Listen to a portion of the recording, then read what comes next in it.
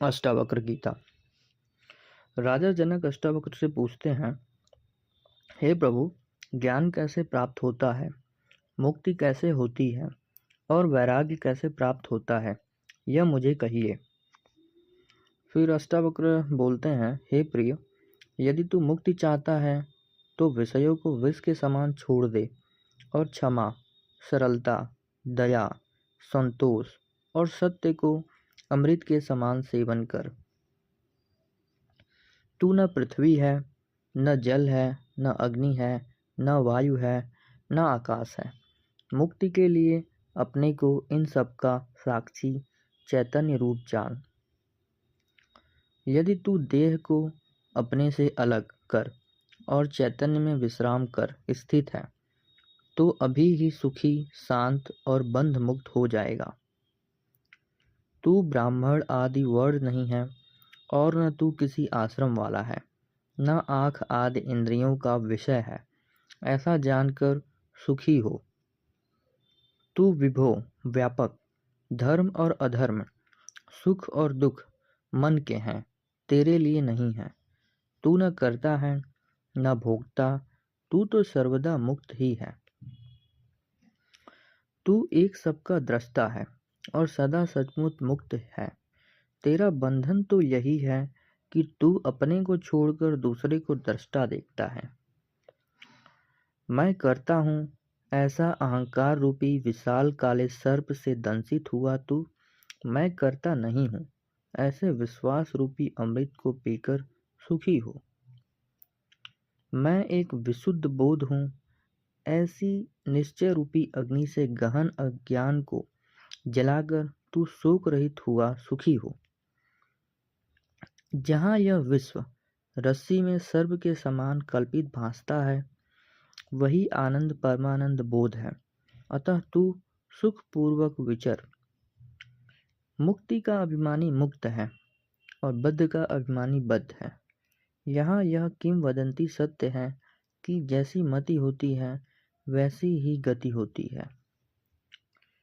आत्मा साक्षी है, व्यापक है, पूर्ण है, एक है, मुक्त है, चैतन्य स्वरूप है, क्रिया रहित है, असंग है, निष्प्रिय है, इच्छा रहित है, शांत है। यह भ्रम से संसारी जैसा बंधनग्रस्त भासता है। मैं आभास रूप अर्थात अहंकारी जीव हूँ। ऐसे भ्रम को एवं बाहर भीतर के भाव को छोड़कर तू कूटस्थ अर्थात अचल स्थिर बोध रूप एवं अद्वैत आत्मा का विचार कर। हे पुत्र, तू बहुत काल से देहाभिमान के पास से बंधा हुआ है। उसी पास को मैं बोध हूँ इस अज्ञान की तलवार से काटकर तू सुखी हो। तू असंग है, क्रिया रहित है, स्वयं प्रकाश है और निरंजन निर्दोष है। तेरा बंधन यही है कि तू उसकी प्राप्ति के लिए समाधि का अनुष्ठान करता है। यह संसार तुझ में व्याप्त है, तुझ ही में पिरोया है। अर्थात यथार्थतः तू चैतन्य स्वरूप है। अतः क्षुद्र चित्त को मत प्राप्त हो। तू निरपेक्ष अर्थात अपेक्षा रहित है, निर्विकार है, स्वनिर्भर है, शांति और मुक्ति का स्थान है, अगाध बुद्धि रूप है, क्षोभ शून्य है। अतः चैतन्य मात्र में निष्ठा वाला हो। साकार को मिथ्या जान, निराकार को निश्चल स्थिर जान। इस तत्व के उपदेश से संसार में पुनः उत्पत्ति नहीं होती है। यह जिस तरह दर्पण अपने में प्रतिबिंबित रूप के भीतर और बाहर स्थित है उसी तरह परमात्मा इस शरीर के भीतर और बाहर स्थित है। जिस प्रकार सर्वव्यापी एक आकाश घट के भीतर और बाहर स्थित है उसी तरह नित्य और निरंतर ब्रह्म सब भूतों में स्थित है। जनक अब रिप्लाई करते हैं। जनक, कहते हैं, मैं निरंजन, निर्दोष हूँ, शांत हूँ, बोध हूँ, प्रकृति से परे हूँ। आश्चर्य है, किंतु मैं इतने काल तक मोह द्वारा ठगा गया हूँ। जैसे इस देह को मैं अकेला ही प्रकाशित करता हूँ, वैसे ही संसार को भी मैं प्रकाशित करता हूँ। इसीलिए तो मेरा संपूर्ण संसार है अथवा कुछ भी नहीं है। आश्चर्य है कि शरीर सहित विश्व को त्याग कर किसी कुशलता से ही अर्थात उपदेश से ही अब मैं परमात्मा को देखता हूँ। जैसे जल से तरंग, फेन और बुदबुदा भिन्न नहीं है, वैसे ही विश्व आत्मा से भिन्न नहीं है, किंतु आत्मा से ही निकला हुआ है। जैसे विचार करने से वस्तु तंतु मात्र ही होता है, वैसे ही विचार करने से यह संसार आत्मसत्ता मात्र ही है। जैसे ईख के रस से बनी हुई शर्करा ईख के रस में व्याप्त है, वैसे ही मुझसे बना हुआ संसार मुझमें भी व्याप्त है। आत्मा के अज्ञान से संसार भासता है, आत्मा के ज्ञान से नहीं भासता है। जैसे रस्सी के अज्ञान से सर्प भासता है, उसके ज्ञान से नहीं भासता है। प्रकाश मेरा निजी स्वरूप है, मैं उससे भिन्न नहीं हूँ। जब संसार प्रकाशित होता है, तब वह मेरे ही से प्रकाशित होता है। आश्चर्य है कि कल्पित संसार अज्ञान से मुझे ऐसा भासता है जैसे सीपी में चांदी, रस्सी में सांप, सूर्य की किरणों से जल भासता है। मुझसे उत्पन्न हुआ यह संसार मुझमें ही लय को प्राप्त होगा, जैसे मिट्टी में घड़ा, जल में लहर और सोने में आभूषण लय होते हैं। मैं आश्चर्यमय हूँ, मुझको नमस्कार है। ब्रह्मा से लेकर तीर्ण पर्यंत जगत के नाश होने पर भी मेरा नाश नहीं है, मैं नित्य हूँ। मैं आश्चर्यमय हूँ, मुझको मेरा नमस्कार है। मैं देहधारी होते हुए भी अद्वैत हूँ, न कहीं जाता हूँ, न आता हूँ और विश्व में व्याप्त स्थित हूँ। मैं आश्चर्यमय हूँ, मुझको नमस्कार है। इस संसार में मेरे समान निपुण कोई नहीं, क्योंकि शरीर को स्पर्श किए बिना ही इस विश्व को सदा सदा धारण किए रहा हूँ। मैं आश्चर्यमय हूँ, मुझको नमस्कार है। मेरा कुछ भी नहीं है अथवा मेरा सब कुछ है, जो मन और वाणी का विषय है। ज्ञान, ज्ञेय और ज्ञाता ये तीनों यथार्थ नहीं है। जहाँ ये तीनों अज्ञान से ही भासते हैं, मैं वही निरंजन निर्दोष हूँ। अहो, दुख का मूल द्वैत है, उसकी औषधि अन्य कोई नहीं। यह सब दृश्य मिथ्या है। मैं एक शुद्ध चैतन्य रस हूँ, मैं बोध मात्र हूँ, किंतु मेरे द्वारा अज्ञान से उपाधि की कल्पना की गई है। इस प्रकार नित्य विचार करते हुए मैं निर्विकल्प में स्थित हूँ। आश्चर्य है, मुझमें स्थित हुआ विश्व वास्तव में मुझमें स्थित नहीं है। इसलिए न मेरा बंध है न मोक्ष। आश्रय रहित होकर मेरी भ्रांति शांत हो गई है। निश्चय ही शरीर युक्त यह विश्व कुछ भी नहीं है।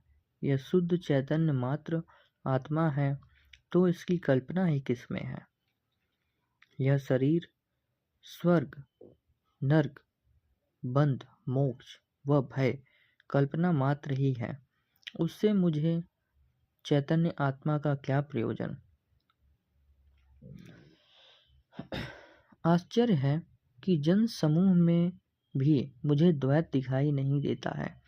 यह अरण्यवत हो गया है, तो फिर मैं किससे प्रेम करूं। न मैं शरीर हूँ न मेरा शरीर है, मैं जीव नहीं हूँ, निश्चय ही मैं चैतन्य मात्र हूँ। मेरा यही बंध था कि मेरी जीने में इच्छा थी। आश्चर्य की अनंत समुद्र रूप मुझमें चित्त रूपी हवा के उठने पर शीघ्र ही विचित्र जगत रूपी तरंगे पैदा होती हैं। अनंत महासागर रूप मुझ में चित्त रूप वायु के शांत होने पर जीव रूप व्यापारी के अभाग्य से जगत रूपी नौका को नौका नाश को प्राप्त होती है। आश्चर्य है कि अनंत महासागर रूप मुझ में जीव रूप तरंगे उठती हैं, परस्पर संघर्ष करती हैं, खेलती हैं तथा स्वभाव से ही लय हो जाती है।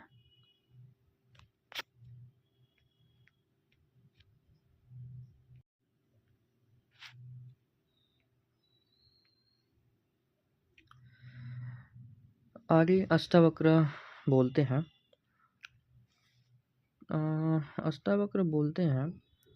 कि आत्मा को तत्वतः एक और अविनाशी जानकर भी तुझ आत्मज्ञानी धीर को धन कमाने में आसक्ति क्यों है। आश्चर्य कि आत्मा के अज्ञान से विषय का भ्रम होने पर वैसी ही प्रीति होती है जैसी सीपी के अज्ञान से चांदी की भ्रांति में लोभ पैदा होता है। जहाँ यह विश्व आत्मा में समुद्र में तरंग के समान स्फुरित होता है, वहीं मैं हूँ ऐसा जानकर क्यों तू दीन की तरह दौड़ता है।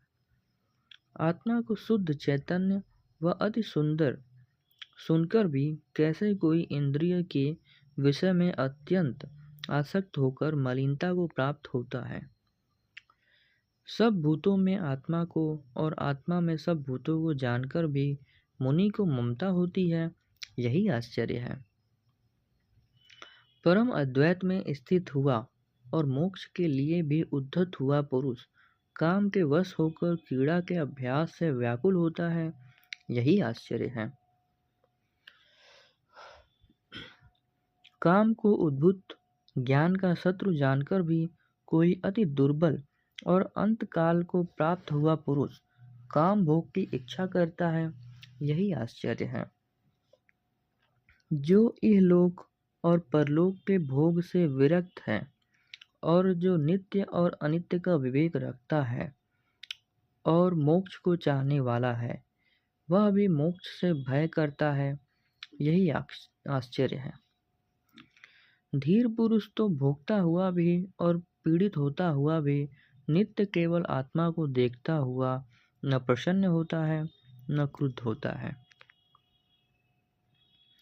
जो अपने चेष्टारत शरीर को दूसरे के शरीर की भांति देखता है, वह महाशय पुरुष स्तुति और निंदा में भी कैसे क्षोभ को प्राप्त होता है। जो इस विश्व को माया मात्र देखता है और जो आश्चर्य को पार कर गया है, वह धीर पुरुष मृत्यु के आने पर भी क्यों भयभीत होता है। जिस महात्मा का मन नराश्वय में अर्थात मोक्ष में भी स्पृहा नहीं रखता है, उस आत्मज्ञान से तृप्त पुरुष की तुलना किससे की जाए। जो जानता है कि यह दृश्य स्वभाव से ही कुछ नहीं है, वह धीर बुद्धि कैसे देख सकता है कि यह ग्रहण करने योग्य है और यह त्यागने योग्य है।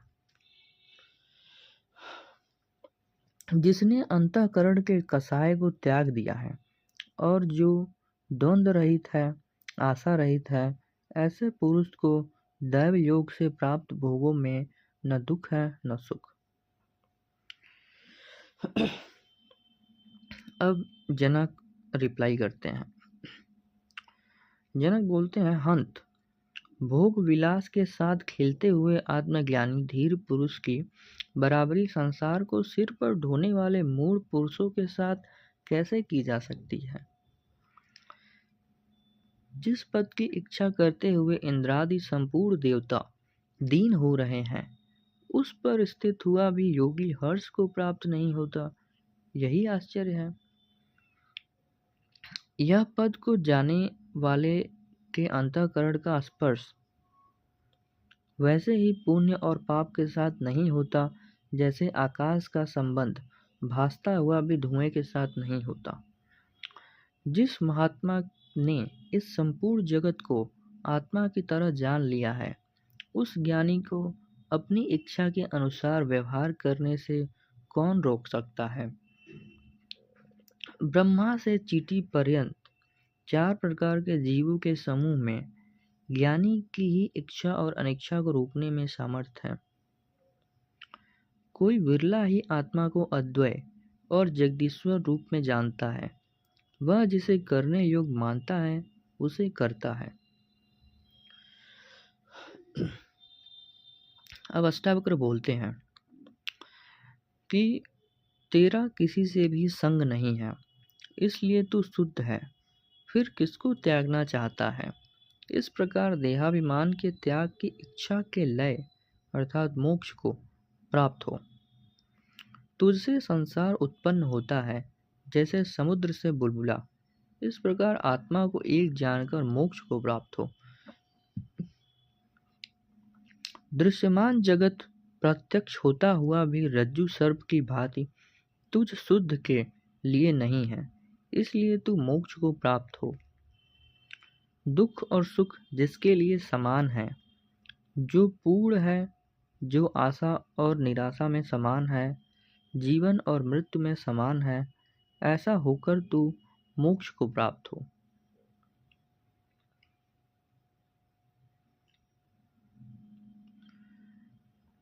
आगे बोलते हैं अष्टावक्र, मैं आकाश की भांति अनंत हूँ। यह संसार घड़े की भांति प्रकृतिजन्य है, ऐसा ज्ञान है। इसलिए न इसका त्याग है, न ग्रहण और न लय है।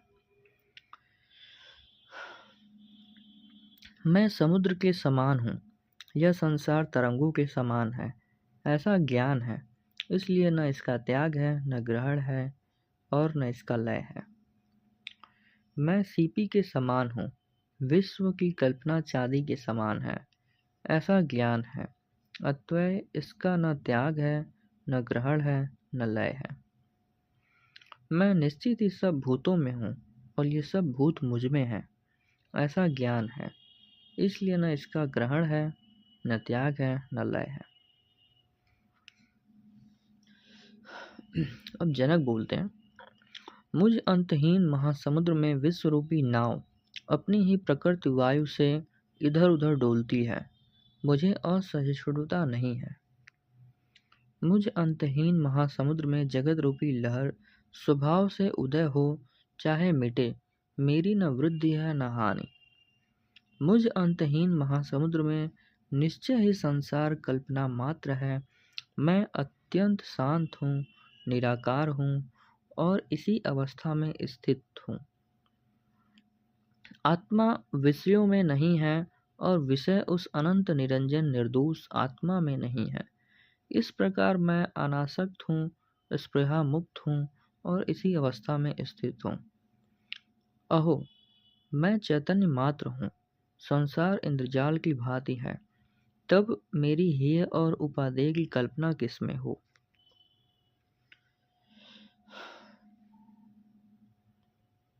आगे बोलते हैं जनक, इस प्रकार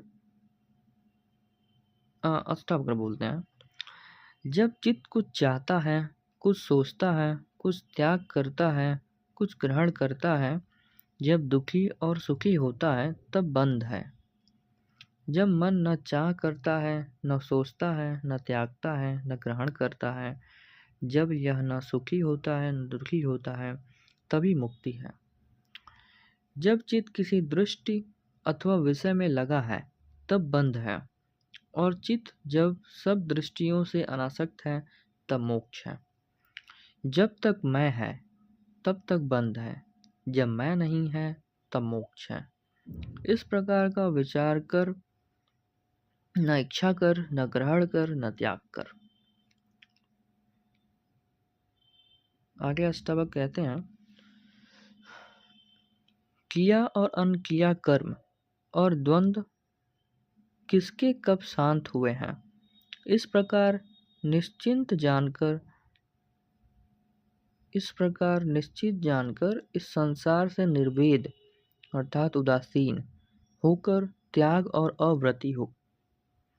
हे तात, लोक की चेष्टा अर्थात व्यवहार, उत्पत्ति और विनाश को देखकर किसी भाग्यशाली की ही जीने की कामना, भोगने की वासना और ज्ञान की इच्छा शांत हुई है। यह सब अनित्य है, तीनों तापों से दूषित है, सारहीन है, निंदित है, हेय है। ऐसा निश्चित होने पर शांति प्राप्त होती है। वह कौन सा काल है, वह कौन सी अवस्था है जिसमें मनुष्य को द्वंद्व अर्थात सुख दुखादि न हो। उनकी उपेक्षा कर यथा प्राप्त वस्तुओं में संतोष करने वाला मनुष्य सिद्धि को प्राप्त होता है। महर्षियों के, योगियों के एवं साधुओं के अनेक मत हैं। ऐसा देखकर उपेक्षा को प्राप्त हुआ कौन मनुष्य शांति को नहीं प्राप्त होता है। जो उपेक्षा, समता और युक्ति द्वारा चैतन्य के सच्चे स्वरूप को जानकर संसार में अपने को तारता है, क्या वह गुरु नहीं है।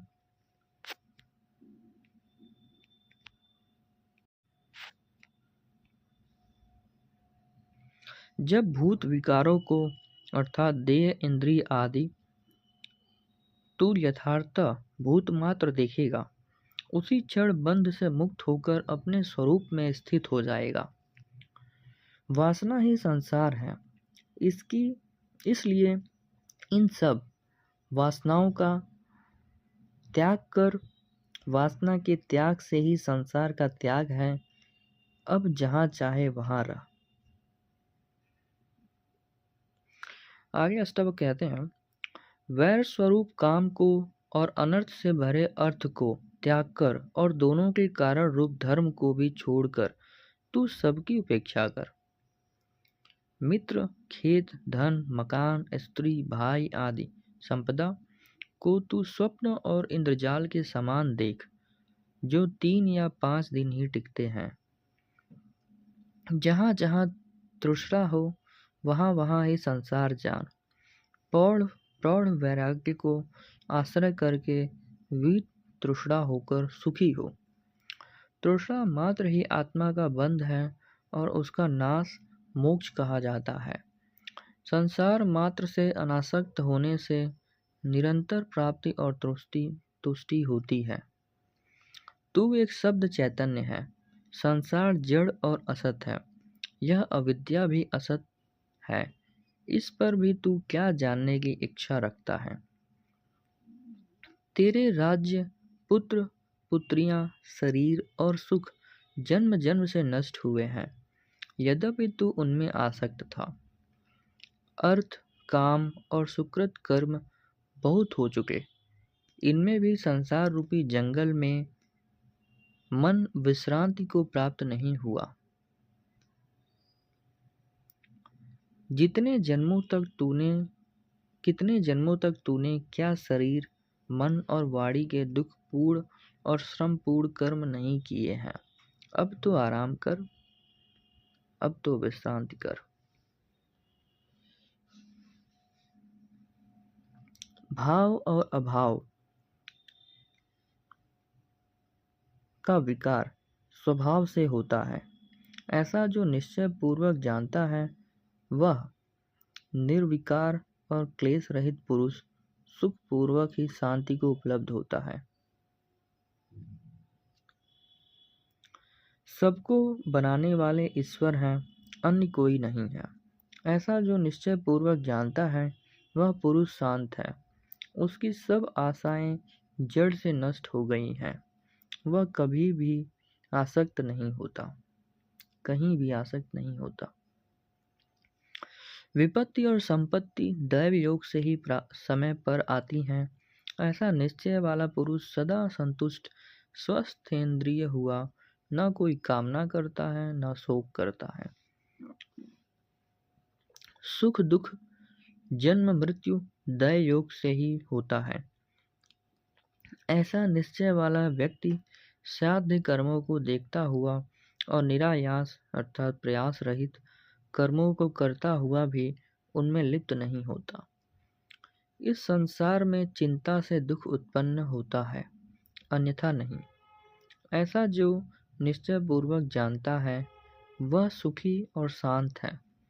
सर्वत्र उसकी स्पृहा अर्थात इच्छा गलित है और वह चिंता से मुक्त है। मैं शरीर नहीं हूँ, देह मेरी नहीं है, मैं तो बोध स्वरूप चैतन्य हूँ। ऐसा जो निश्चय पूर्वक जानता है वह पुरुष कैवल्य को प्राप्त होकर किए और अनकिए कर्म का स्मरण नहीं करता। ब्रह्म से लेकर दृढ़ पर्यंत मैं ही हूँ। ऐसा जो निश्चय पूर्वक जानता है वह निर्विकार, शुद्ध, शांत और प्राप्त अप्राप्त से निवृत्त अर्थात मुक्त होता है। अनेक आश्चर्य वाला यह विश्व कुछ भी नहीं है अर्थात मिथ्या है। ऐसा जो निश्चय पूर्वक जानता है वह वासना रहित बोध स्वरूप पुरुष इस प्रकार शांति को प्राप्त है मानो कुछ भी नहीं है। आगे राजा जनक बोलते हैं कि पहले मैं शारीरिक कर्मों का न सहारने वाला हुआ, फिर वाणी के विस्तृत कर्म का न सहारने वाला हुआ। इस प्रकार मैं स्थिर हूँ। शब्द आदि ऐन्द्रिक विषयों के प्रति राग के अभाव से और आत्मा की अदृश्यता से प्राप्त विक्षेपों से जिसका मन मुक्त होकर एकाग्र हो गया, ऐसा ही मैं स्थित हूँ। सम्यक अभ्यास आदि के कारण विक्षेप होने पर ही समाधि का व्यवहार होता है। ऐसे नियम को देखकर समाधि रहित मैं स्थित हूँ। हे ब्रह्मन, हे और उपादेय के वियोग से जो हर्ष और विषाद होता है, उसके अभाव में अब मैं जैसा हूँ वैसा ही स्थित हूँ। आश्रम है, अनाश्रम है, ध्यान है और चित्त का स्वीकार और वर्जन है। उन सब से उत्पन्न हुए अपने विकल्प को देखकर मैं उन तीनों से मुक्त हुआ स्थित हूँ। जैसे कर्म का अनुष्ठान अज्ञान से है, वैसे ही उसके त्याग का अनुष्ठान भी अज्ञान से है।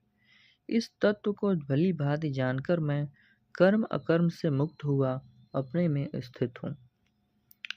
अचिंत्य ब्रह्म का चिंतन करता हुआ भी वह पुरुष चिंता को ही भजता है। इसलिए उस भाव को त्याग कर मैं भावना मुक्त हुआ स्थित हूँ। जिसने साधनों के क्रिया रहित स्वरूप अर्जित किया है वह पुरुष कृतकृत है, और जो ऐसा ही स्वभाव वाला है वह तो कृतकृत है ही। इसमें कहना ही क्या।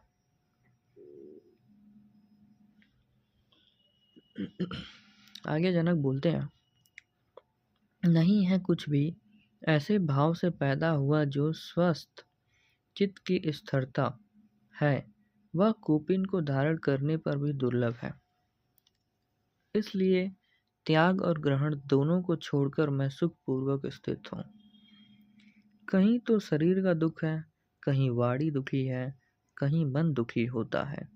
इसलिए तीनों को त्याग कर मैं पुरुषार्थ में अर्थात आत्मानंद में सुखपूर्वक स्थित हूँ।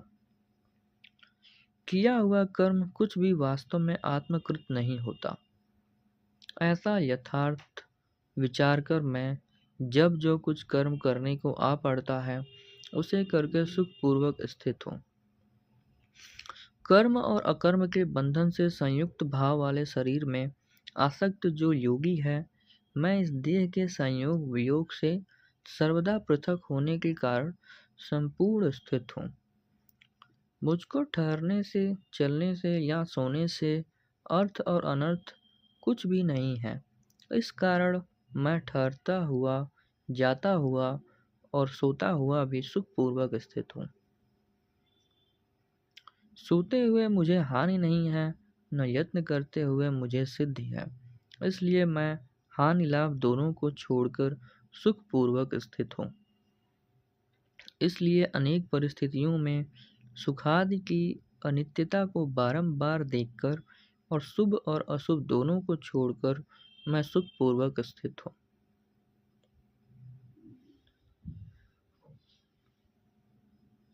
आगे जनक कहते हैं, जो स्वभाव से ही शून्य चित्त है पर प्रमाद से विषयों की भावना करता है और सोता हुआ भी जागने के समान है, वह पुरुष संसार से मुक्त है।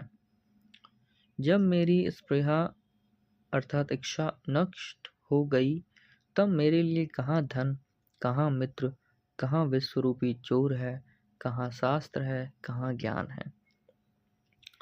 साक्षी पुरुष परमात्मा, ईश्वर, आशा मुक्ति तथा बंध मुक्ति के जान लेने पर मुझे मुक्ति के लिए चिंता नहीं है। जो भीतर विकल्प से शून्य है और बाहर भ्रांत हुए पुरुष की भांति स्वच्छंदचारी है, ऐसे पुरुष की भिन्न भिन्न दशाओं को वैसे ही दशा वाले पुरुष जानते हैं।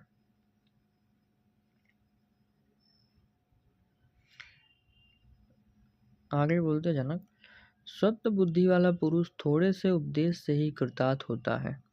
असत बुद्धि वाला पुरुष आजीवन जिज्ञासा करके उसमें मोह को ही प्राप्त होता है। विषयों में विरसता मोक्ष है, विषयों में रस बंध है। इतना ही विज्ञान है। तू जैसा चाहे वैसा कर।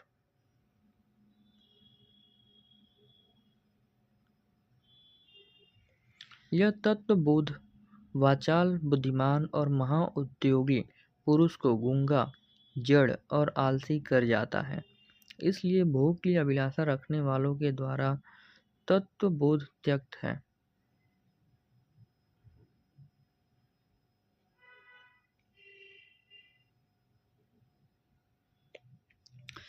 तू शरीर नहीं है, न तेरा शरीर है। तू भोक्ता और कर्ता भी नहीं है। तू वो चैतन्य रूप है, नित्य है, साक्षी है, निरपेक्ष है। तू सुख पूर्वक विचर। राग और द्वेष मन के धर्म है। तू कभी मन नहीं है। तू निर्विकल्प निर्विकार बोध स्वरूप आत्मा है। तू सुख पूर्वक विचर। सब भूतों में आत्मा को तथा सब भूतों को आत्मा जानकर तू अहंकार रहित और ममता रहित है। तू सुखी हो। जिसमें यह संसार तरंगों की भांति स्फुरित होता है, वह तू ही है, इसमें संदेह नहीं है। हे चैतन्य स्वरूप, तू ज्वर रहित हो अर्थात संताप रहित हो। हे तात, श्रद्धा कर, इसमें मोह मत कर। तू ज्ञान स्वरूप भगवान स्वरूप आत्मा है तथा प्रकृति से परे है। गुणों से लिप्त यह शरीर रहता है। आत्मा है, शरीर रहता है, आता है और जाता है, किंतु आत्मा न जाने वाला है न आने वाला। इसके लिए क्यों सोच करता है। देह चाहे कल्प के अंत तक रहे, चाहे वह अभी चली जाए। तुम चैतन्य स्वरूप वालों की कहाँ वृद्धि है, कहाँ नाश है। तुझ अनंत महासमुद्र में विश्वरूप तरंग अपने स्वभाव से उदय और अस्त को प्राप्त होती है, किंतु न तेरी वृद्धि है न नाश है। हे तात, तू चैतन्य रूप है। तेरा यह जगत तुझसे भिन्न नहीं है। इसलिए हेय और उपादेय की कल्पना किसकी, क्यों कर और कहाँ हो सकती है। तुझ एक निर्मल, अविनाशी, शांत और चैतन्य रूप आकाश में कहाँ जन्म है, कहाँ कर्म है और कहाँ अहंकार। जिसको तू देखता है उसमें एक तू ही भासता है। क्या कंगना, बाजूबंद और नुपुर सोने से भिन्न भासते हैं। यह मैं हूँ, यह मैं नहीं हूँ, ऐसे विभाग को छोड़ दे। सब आत्मा है, ऐसा निश्चय करके तू संकल्प रहित हो, सुखी हो। तेरे ही अज्ञान से विश्व है, परमार्थ तू एक है। तेरे अतिरिक्त कोई दूसरा नहीं है। न संसारी और न असंसारी है। यह विश्व भ्रांति मात्र है और कुछ नहीं है। ऐसा निश्चय पूर्वक जानने वाला वासना रहित और चैतन्य मात्र है। वह ऐसी शांति को प्राप्त है मानो कुछ नहीं है।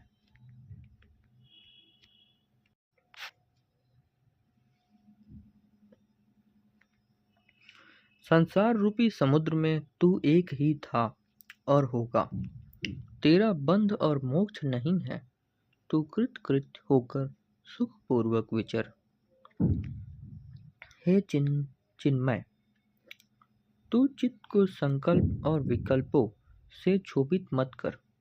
शांत होकर आनंद पूरित अपने स्वरूप में सुख पूर्वक स्थित हो। सर्वत्र ही ध्यान को त्याग कर। हृदय में कुछ भी धारण मत कर। तू आत्मा मुक्त ही है। तू विमर्श करके क्या करेगा।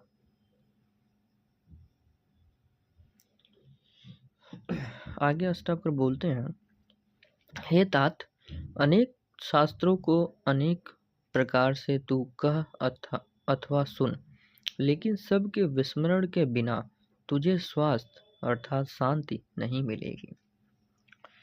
हे विज्ञ अर्थात ज्ञान स्वरूप, भोग कर्म अथवा समाधि को तू चाहे साधे तो भी तेरा चित्त स्वभाव से सभी आशयों से रहित होने पर भी अत्यधिक लोभायमान रहेगा।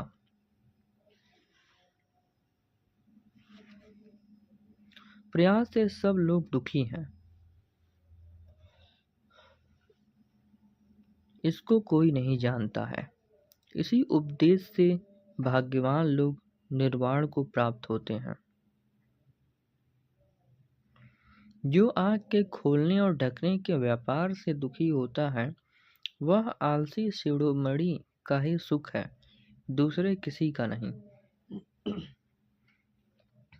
यह किया गया है और यह नहीं किया गया, ऐसे द्वंद्व से जब मन मुक्त होता, तब वह धर्म, अर्थ, काम और मोक्ष के प्रति उदासीन हो जाता है। विश्व का द्वेषी विरक्त है, विषय लोलुप रागी है। जो ग्रहण और त्याग दोनों से रहित है, वह न विरक्त है न रागवान है। जब तक स्पृहा अर्थात तृष्णा जीवित है, जो कि अविवेक की दशा है, तब तक हेय और उपादेय अर्थात त्याग और ग्रहण भी जीवित है, जो कि संसार रूपी वृक्ष का अंकुर है। प्रवृत्त से राग अर्थात आसक्ति व निवृत्ति अर्थात त्याग से द्वेष पैदा होता है। इसलिए बुद्धिमान पुरुष द्वंद्व मुक्त बालक के समान जैसा है वैसा ही रहता है। रागी पुरुष दुख से बचने के लिए संसार को त्यागना चाहता है, लेकिन वीतरागी दुख मुक्त होकर संसार के बीच भी खेद को प्राप्त नहीं होता। जिसका मोक्ष के प्रति अहंकार है और वैसी ही शरीर के प्रति ममता है, वह न तो ज्ञानी है और न योगी है, वह केवल दुख का भागी है।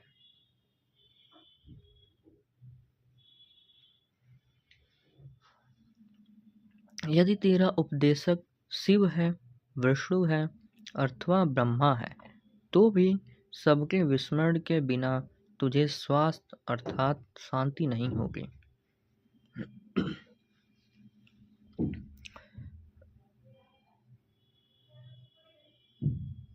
जो पुरुष तृप्त है, शुद्ध इंद्रिय वाला है और सदा एकाकी रमण करता है, उसी को ज्ञान और योगाभ्यास का फल प्राप्त होता है।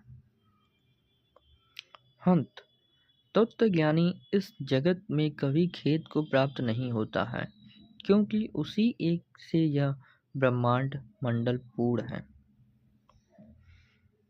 जैसे सल के पत्तों से प्रसन्न हुए हाथी को नीम के पत्ते हर्षित नहीं करते, वैसे ही ये विषय आत्मा में रमण करने वाले को कभी नहीं हर्षित करते हैं। जो भोगे हुए भोगों में वासना नहीं रखता तथा भोगे हुए विषयों के प्रति आकांक्षा नहीं करता, ऐसा मनुष्य संसार में दुर्लभ है। इस संसार में भोग की इच्छा रखने वाले और मोक्ष की इच्छा रखने वाले दोनों देखे जाते हैं, लेकिन भोग और मोक्ष दोनों के प्रति निराकांक्षी अर्थात अनिच्छा वाला विरला महाशय ही मिलेगा। कोई उदार चित्त ही धर्म, अर्थ, काम, मोक्ष, जीवन और मृत्यु के प्रति हेय उपादेय का भाव नहीं रखता। जिसमें विश्व के विलय की इच्छा नहीं है और न उसकी स्थिति के प्रति द्वेष है, इसलिए वह धन्य पुरुष यथा प्राप्त आजीविका से सुखपूर्वक जीता है। इस ज्ञान से कृतार्थ अनुभव कर गलित हो गई है बुद्धि जिसकी, ऐसा कृत कार्य पुरुष देखता हुआ, स्पर्श करता हुआ, सूंघता हुआ, खाता हुआ सुखपूर्वक रहता है। विश्व का संसार सागर, जिसका संसार सागर क्षीण हो गया है, ऐसे पुरुष में न तृष्णा है न विरक्ति है। उसकी दृष्टि शून्य हो गई है, चेष्टा व्यर्थ हो गई है और इंद्रियां विफल हो गई हैं। वह न जागता है न मरता है, न पलक खोलता है न पलक बंद करता है। अहो, मुक्त चेतस की कैसी परम उत्कृष्ट दशा होती है। मुक्त पुरुष सर्वत्र स्वस्थ अर्थात शांत, सर्वत्र विमल आशय वाला दिखाई देता है और सब वासनाओं से रहित सर्वत्र सुशोभित होता है।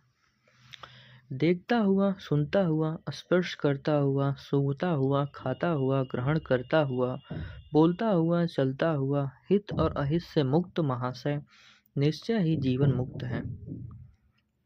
मुक्त पुरुष सर्वत्र रसरहित है। वह न निंदा करता है न स्तुति करता है, न हर्षित होता है न क्रुद्ध होता है, न देता है न लेता है। प्रीतियुक्त स्त्री और समीप में उपस्थित मृत्यु को देखकर जो महाशय अविचल मना और स्वस्थ रहता है, वह निश्चय ही मुक्त है। समदर्शी धीर के लिए सुख और दुख में, नर और नारी में, संपत्ति और विपत्ति में कहीं भेद नहीं है। क्षीण हो गया है संसार जिसका, ऐसे मनुष्य में न हिंसा है न करुणा है, न उद्दंडता है न दीनता, न आश्चर्य है न क्षोभ। मुक्त पुरुष न विषयों से द्वेष करने वाला है न विषय लोलुप है, सदा आसक्ति रहित मन वाला होकर प्राप्त और अप्राप्त वस्तु का उपभोग करता है। शून्यचित्त पुरुष समाधान और असमाधान के, हित और अहित के विकल्प को नहीं जानता है। वह तो कैवल्य जैसा स्थित है। भीतर से गलित हो गई है सब आशाएं जिसकी, और जो निश्चय पूर्वक जानता है कि कुछ भी नहीं है, ऐसा ममता रहित अहंकार शून्य पुरुष कर्म करता हुआ भी उसमें लिप्त नहीं होता। जिसका मन गलित हो गया है और जिसके मन में कर्म, मोह, स्वप्न और जड़ता सब समाप्त हो गए हैं, वह पुरुष कैसे अनिर्वचनीय अवस्था को प्राप्त होता है।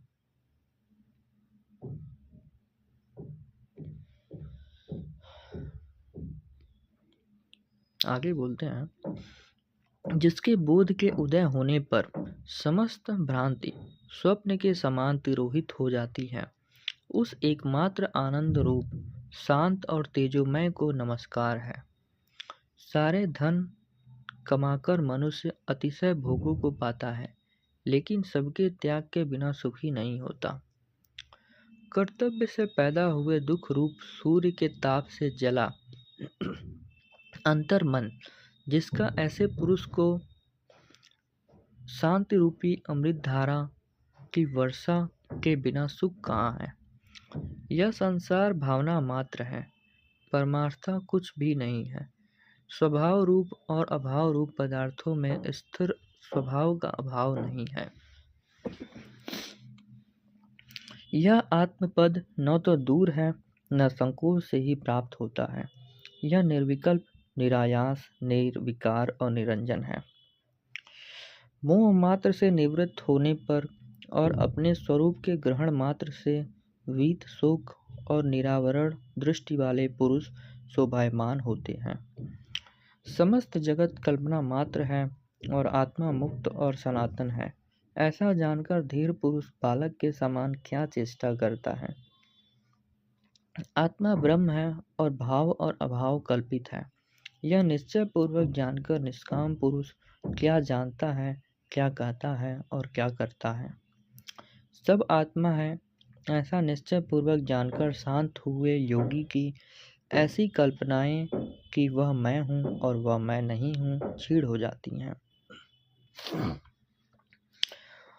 उपशांत हुए योगी के लिए न विक्षेप है और न एकाग्रता है, न अतिबोध है और न मूढ़ता है, न सुख है न दुख है।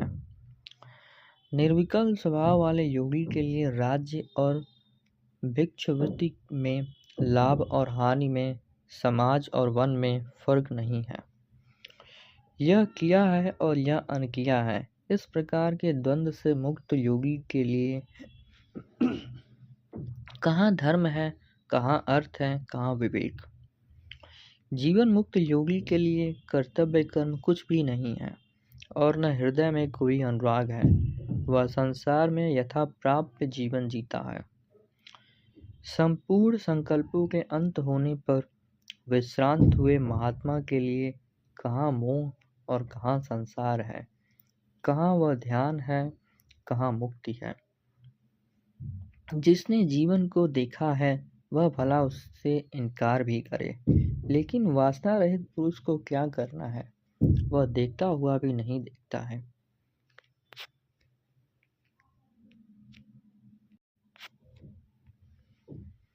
जिसने पर ब्रह्म को देखा है वह भला मैं ब्रह्म हूँ का चिंतन भी करे, लेकिन जो निश्चिंत होकर दूसरा कोई नहीं देखता वह क्या चिंतन करे। जो आत्मा में विक्षेप देखता है वह भला चित्त का निरोध करे, लेकिन विक्षेप मुक्त उदार पुरुष साध्य के अभाव में क्या करे। जो संसार की तरह बरतता हुआ भी संसार से भिन्न है, वह धीर पुरुष न अपनी समाधि को, न विक्षेप को और न बंध को ही देखता है। जो ज्ञानी पुरुष तृप्त है, भाव अभाव से रहित है, वासना रहित है, वह लोक दृष्टि से कर्म करता हुआ भी कुछ नहीं करता है। धीर पुरुष प्रवृत्त अथवा निवृत्त में दुराग्रह नहीं रखता। वह जब कभी भी कुछ करने को आ पड़ता है उसको करके सुख पूर्वक रहता है। ज्ञानी पुरुष वासना रहित, आलंबन रहित, स्वच्छंद और बंधन रहित संसार रूपी वायु से प्रेरित होकर शुष्क पत्ते की भांति व्यवहार करता है।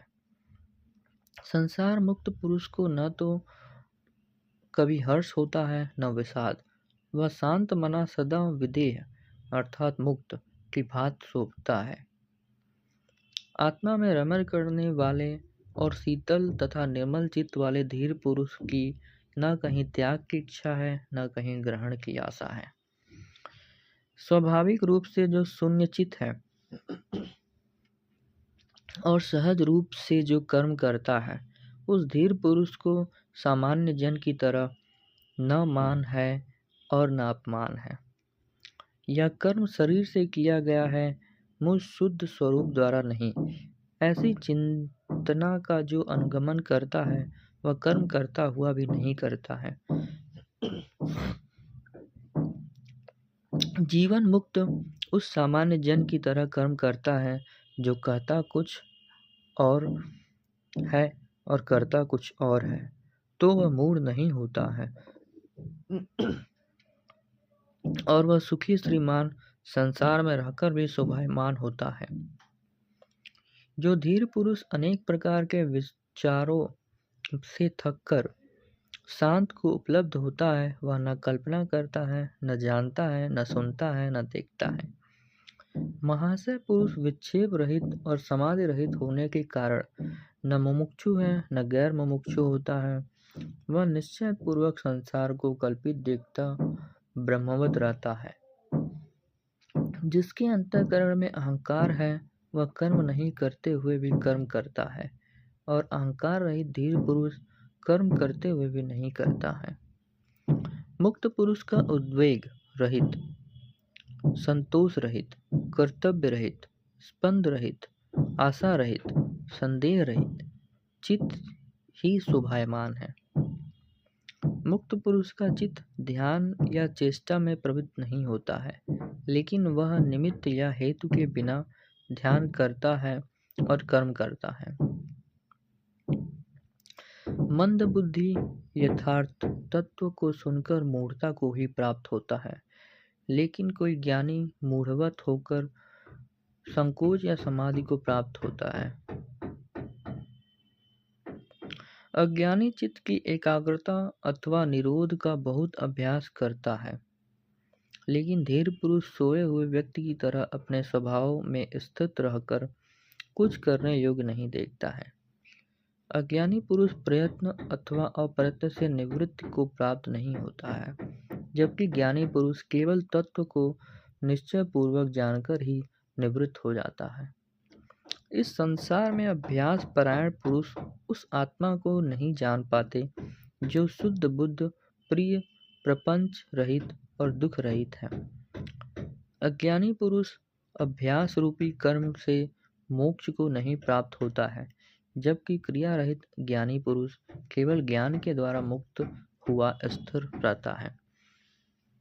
अज्ञानी जैसे ब्रह्म होने की इच्छा करता है, वैसे ही ब्रह्म नहीं हो पाता है, और धीर पुरुष नहीं चाहता हुआ भी निश्चित ही परब्रह्म स्वरूप को भजने वाला होता है।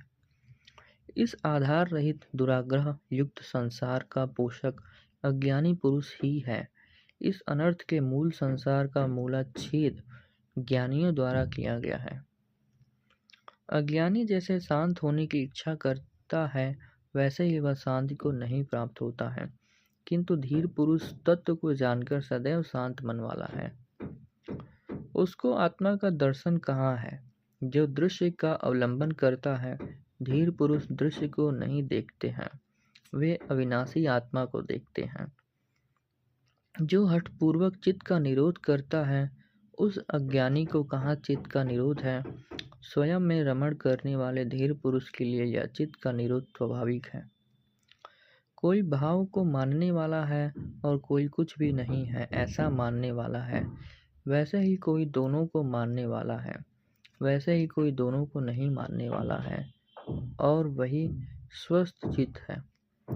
कुबुद्धि पुरुष शुद्ध अद्वैत आत्मा की भावना करते हैं, लेकिन मोहवश उसे नहीं जानते हैं, इसलिए जीवन भर सुख रहित रहते हैं।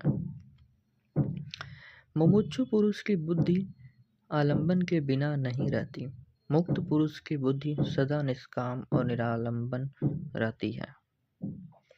विषय रूपी बाध को देखकर भयभीत हुआ मनुष्य शरण की खोज में शीघ्र ही चित्त के निरोध और एकाग्रता की सिद्धि के लिए पहाड़ की गुफा में प्रवेश करता है। वासना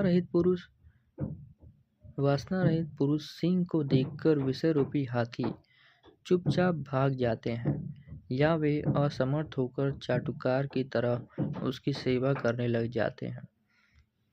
शंका रहित और मुक्त मन वाला पुरुष मुक्तिकारी योग अर्थात यम नियम आदि को आग्रह के साथ नहीं ग्रहण करता है, लेकिन वह देखता हुआ, सुनता हुआ, स्पर्श करता हुआ, सूंघता हुआ, खाता हुआ सुखपूर्वक रहता है। यथार्थ ज्ञान के सुनने मात्र से शुद्ध बुद्धि और स्वस्थ चित्त हुआ पुरुष न आचार को, न अनाचार को, न उदासीन को देखता है। धीर पुरुष जब कुछ शुभ या अशुभ करने को आ पड़ता है तो उसे सहजता के साथ करता है, क्योंकि उसका व्यवहार बालवत है। धीर पुरुष स्वतंत्रता से सुख को प्राप्त होता है, स्वतंत्रता से परम का प्राप्त होता है, स्वतंत्रता से नित्य सुख को प्राप्त होता है और स्वतंत्रता से परम पद को प्राप्त होता है। जब मनुष्य अपनी आत्मा के अकर्तापन और अभोक्तापन को जानता है, तब उसकी संपूर्ण चित्तवृत्तियों का नाश हो जाता है।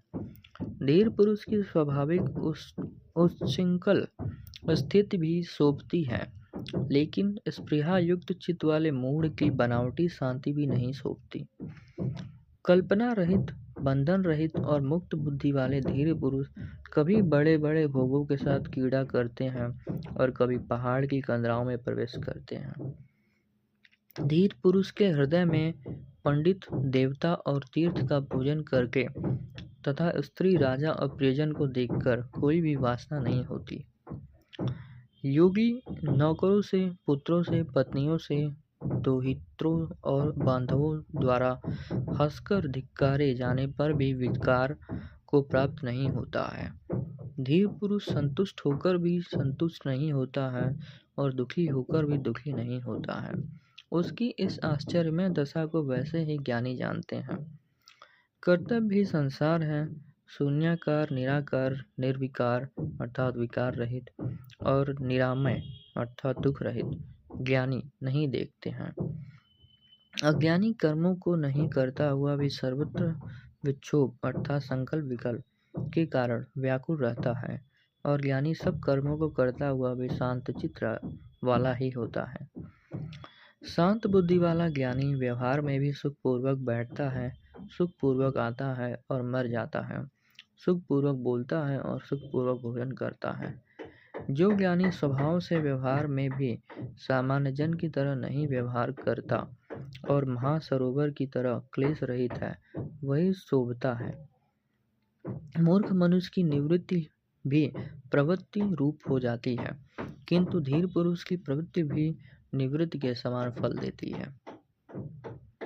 मूढ़ पुरुष का वैराग्य परिग्रह से देखा जाता है, लेकिन देह में गलित हो गई है आशा जिसकी, ऐसे ज्ञानी को कहाँ राग है, कहाँ वैराग्य।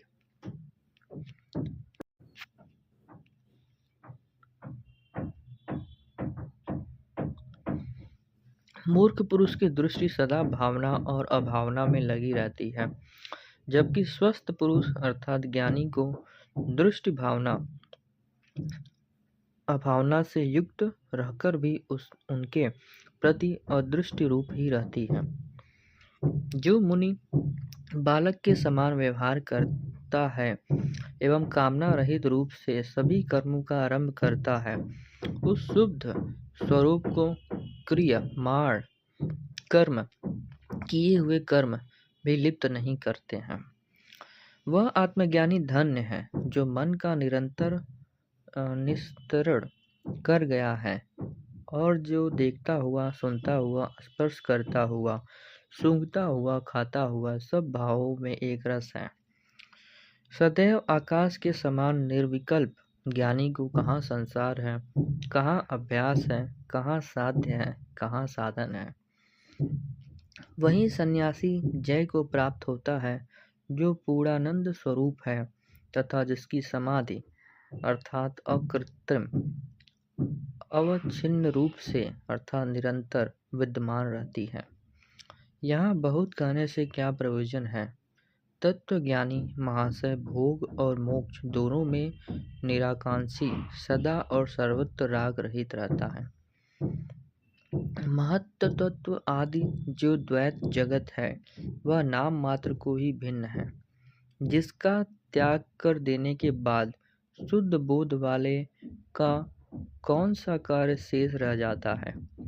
यह समस्त भ्रम रूप जगत प्रपंच कुछ नहीं है, ऐसा निश्चय पूर्वक जानकर अलक्ष्य आत्मा की स्फुरण वाला शुद्ध पुरुष स्वभाव से ही शांत होता है। दृश्य भाव को नहीं देखते हुए शुद्ध स्फुरण रूप अर्थात आत्मा का अनुभव करने वाले ज्ञानी को कहाँ विधि है और कहाँ वैराग्य है, कहाँ त्याग है और कहाँ शांति है। और अनंत रूपों में स्फुरित प्रकृति अर्थात माया को नहीं देखते हुए ज्ञानी को कहाँ बंध है और कहाँ मोक्ष है, कहाँ हर्ष है, कहाँ शोक है। बुद्धि पर्यंत संसार में जहाँ माया ही माया भासती है, वहाँ ममता रहित, अहंकार रहित और कामना रहित ज्ञानी ही शोभता है। अविनाशी और संताप रहित आत्मा को देखने वाले मुनि को कहाँ विद्या, और कहाँ विश्व अर्थात अविद्या, कहाँ देह और कहाँ अहंता ममता है। यह जड़ बुद्धि मनुष्य निरोधादि कर्मों को छोड़ता भी है तो वह तत्क्षण मनोरथों और प्रलापों को पूरा करने में प्रवृत्त हो जाता है। मंद बुद्धि उस तत्व को सुनकर भी मूढ़ता को नहीं छोड़ता है। वह ब्रह्म बाह्य प्रयत्न में निर्विकल्प होकर मन में विषयों की लालसा वाला होता है। ज्ञान से नष्ट हुआ है कर्म जिसका, ऐसा ज्ञानी लोक दृष्टि में कर्म करने वाला भी है, लेकिन वह न कुछ करने का अवसर पाता है न कहने का ही। सर्वदा निर्भय और निर्विकार धीर पुरुष को कहाँ अंधकार, कहाँ प्रकाश है और कहाँ त्याग है, कहीं कुछ भी नहीं है। अनिर्वचनीय स्वभाव वाले स्वभाव रहित योगी को कहाँ धीरता है, कहाँ विवेकिता अथवा कहाँ निर्भयता है। योगी को न स्वर्ग है न नरक है न जीवन मुक्ति ही है। इसमें बहुत कहने से क्या प्रयोजन, योगी की दृष्टि से कुछ भी नहीं है। धीर पुरुष का चित्त अमृत से पूरित हुआ शीतल है, इसलिए न वह लाभ के लिए प्रार्थना करता है और न हानि के लिए कभी चिंता करता है। निष्काम पुरुष अर्थात योगी न तो शांत हुए की प्रशंसा करता है न दुष्ट को देखकर निंदा करता है। वह सुख दुख को समान समझता हुआ तृप्त है, उसे करने को कुछ भी नहीं दिखता है। धीर पुरुष न संसार के प्रति द्वेष करता है और न आत्मा को देखने की इच्छा करता है। हर्ष और शोक से मुक्त वह न मरे हुए जैसा है और न जीवित जैसा। पुत्र स्त्री आदि के प्रति स्नेह न रखता हुआ और विषयों में कामना रहित हुआ, अपने शरीर की भी चिंता नहीं करता हुआ ज्ञानी पुरुष सभी आशाओं से मुक्त शोभा देता है। यथा प्राप्य से जीविका चलाने वाला, देशों में स्वच्छंदता से विचरण करने वाला, जहाँ सूर्यास्त हो वहाँ शयन करने वाला धीर पुरुष सर्वत्र संतुष्ट है।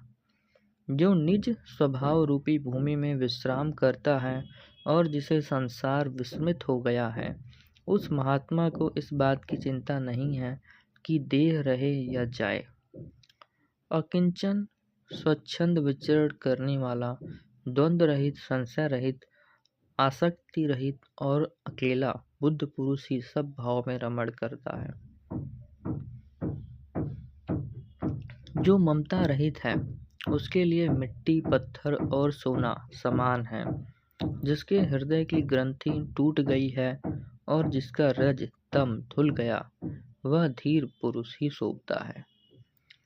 जो सर्वत्व व्यवधान से मुक्त उदासीन है और जिसके हृदय में कुछ भी वासना नहीं है, ऐसे तृप्त हुए मुक्त आत्मा की किसके साथ तुलना हो सकती है। वासना रहित पुरुष के अतिरिक्त दूसरा कौन है जो जानता हुआ भी नहीं जानता है, देखता हुआ भी नहीं देखता है, बोलता हुआ भी नहीं बोलता है। जिसकी सब भाव में शोभन अशोभन बुद्धि गलित हो गई है और जो निष्काम है वही शोभायमान है, वह भिखारी हो या भूपति, चाहे वह भिखारी हो या भूपति।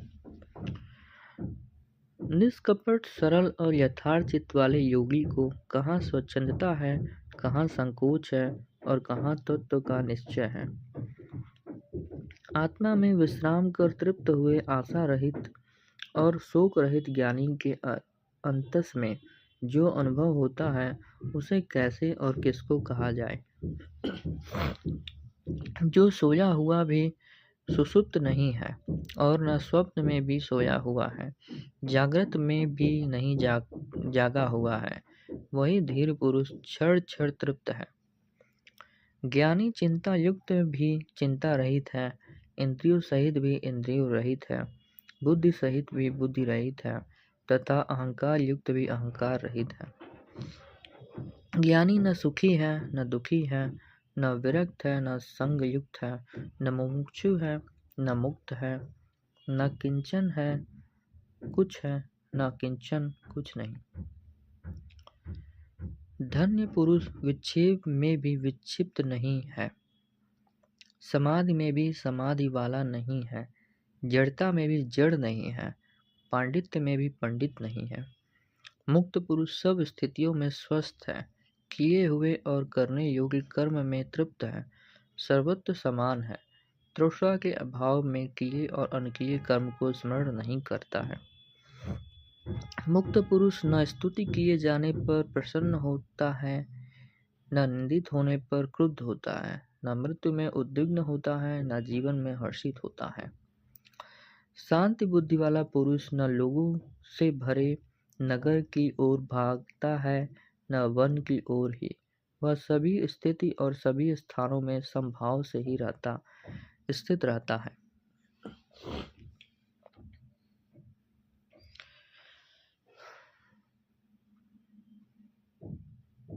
आगे जनक कहते हैं, मैंने आपके तत्व ज्ञान रूपी संसी को लेकर हृदय और उदर से अनेक प्रकार के विचार रूपी बाण को निकाल दिया है। अब अपनी महिमा में स्थित मुझको कहाँ धर्म है, कहाँ कर्म है, कहाँ अर्थ है, कहाँ विवेकता है, कहाँ द्वैत है और कहाँ द्वैत है। नित्य अपनी महिमा में स्थित हुए मुझको कहाँ भूत है, कहाँ भविष्य है, अथवा कहाँ वर्तमान है, अथवा देश भी कहाँ है। अपनी महिमा में स्थित हुए मुझको कहाँ आत्मा है और कहाँ अनात्मा है, अथवा कहाँ अशुभ है, कहाँ चिंता है, अथवा कहाँ अचिंता है। अपनी महिमा में स्थित हुए मुझको कहाँ स्वप्न, कहाँ स्तुति और कहाँ जागृत है, कहाँ तुरीय अवस्था का भय है।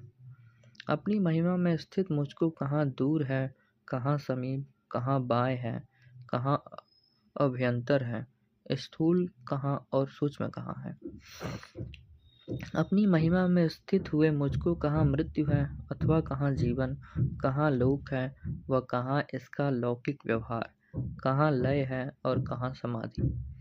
अपनी आत्मा में विश्रांत हुए मुझको त्रिवर्ग अर्थात धर्म अर्थ काम की कथा पर्याप्त है, योग की कथा भी पर्याप्त है, विज्ञान की कथा भी पर्याप्त है।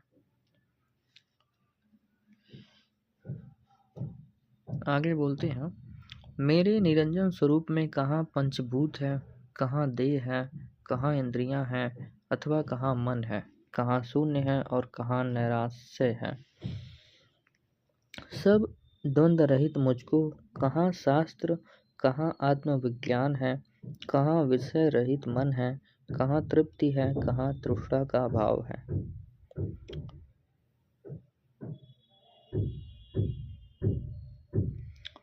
स्वस्वरूप की कहाँ रूपिता है, कहाँ विद्या है और कहाँ अविद्या है, कहाँ मैं है अथवा कहाँ यह है, कहाँ मेरा है, कहाँ बंध है अथवा कहाँ मोक्ष है। मुझ सदैव निर्विशेष को प्रारब्ध कर्म कहाँ अथवा कहाँ जीवन मुक्ति है और कहाँ यह विदेह कैवल्य ही है। सदा स्वभाव रहित मुझको कहाँ कर्तापन है और कहाँ भोक्तापन, अथवा कहाँ निष्क्रियता है और कहाँ स्फुरण है, कहाँ अपरोक्ष अर्थात प्रयत्न ज्ञान है अथवा कहाँ फल है। मुझ अद्वय स्वरूप को कहाँ लोक है अथवा कहाँ मुमुक्षु है, कहाँ योगी है, कहाँ ज्ञानवान है अथवा कहाँ बंध है और कहाँ मुक्ति है। मुझ अद्वय स्वरूप को कहाँ सृष्टि और कहाँ संहार, कहाँ साध्य है और कहाँ साधन है, कहाँ साधक है अथवा कहाँ सिद्धि है। सर्वदा विमल रूप मुझको कहाँ प्रमाता, कहाँ प्रमाण, कहाँ प्रमेय और कहाँ प्रमा है, कहाँ किंचित है और कहाँ अकिंचित है। सर्वदा क्रिया रहित मुझको कहाँ एकाग्रता, कहाँ ज्ञान है, कहाँ मूढ़ता है, कहाँ हर्ष है, कहाँ विषाद है। सदा निर्विकार मुझको कहाँ यह व्यवहार है और कहाँ वह परमार्थता है, कहाँ सुख है अथवा कहाँ दुख है। मुझ सर्वदा विमल स्वरूप को कहाँ माया है और कहाँ संसार है, कहाँ प्रीति है अथवा कहाँ विरक्ति है, कहाँ जीव है और कहाँ वह ब्रह्म है। सर्वदा कूटस्थ और स्थित स्थिर अखंड रूप और स्वस्थ मुझको कहाँ निवृत्ति है, कहाँ मुक्ति है और कहाँ बंध है।